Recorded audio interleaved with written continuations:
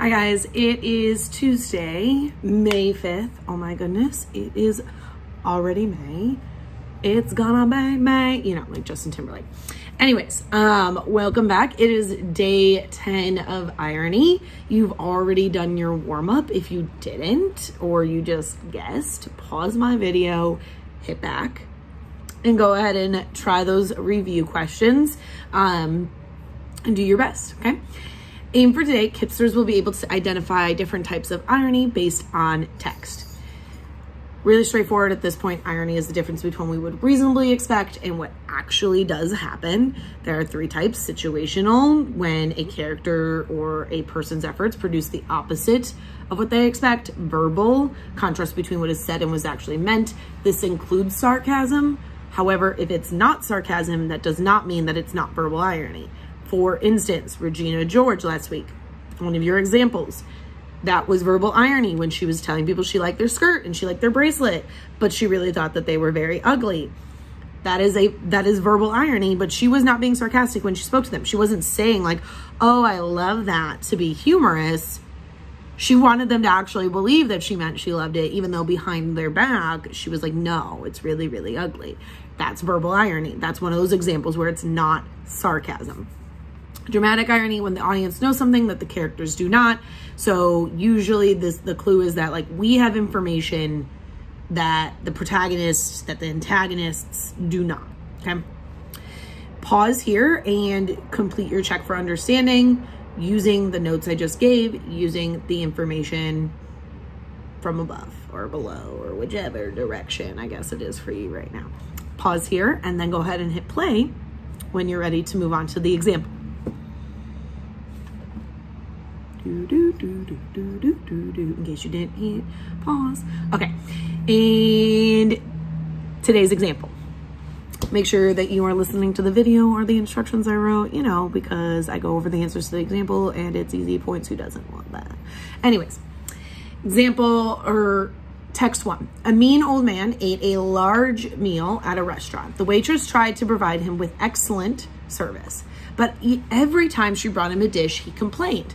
First, he thought that the soup was too cold, then it was hot when it was hot. Then he said that his steak was dry and chewy, but it was moist and succulent.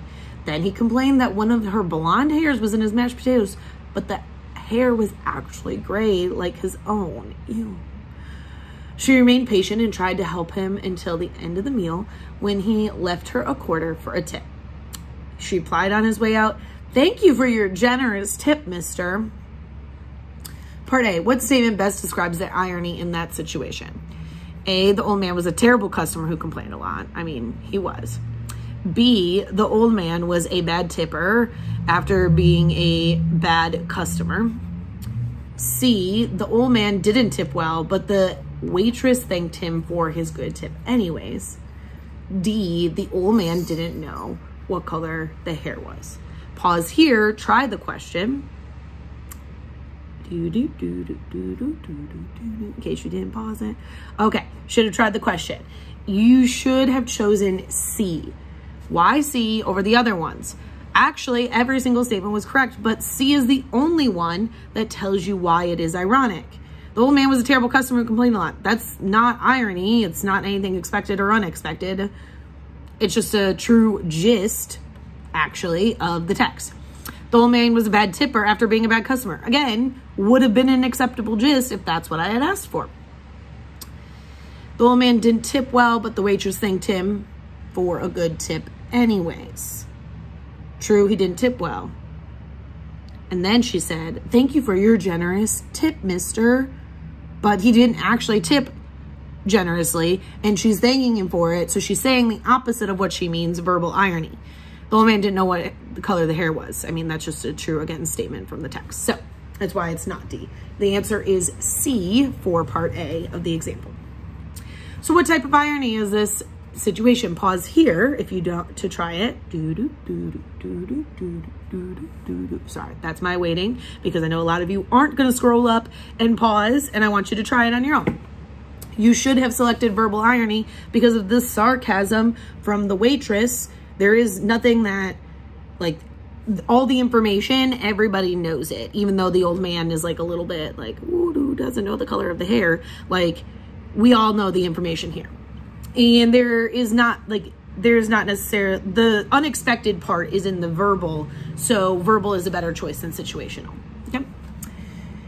Now it is your turn to try. There are 3 more paragraphs similar to the example, and then a video from Finding Nemo. And as always, do your Lexia and come to office hours so you can get my help and or your extra credit point for attending office hours.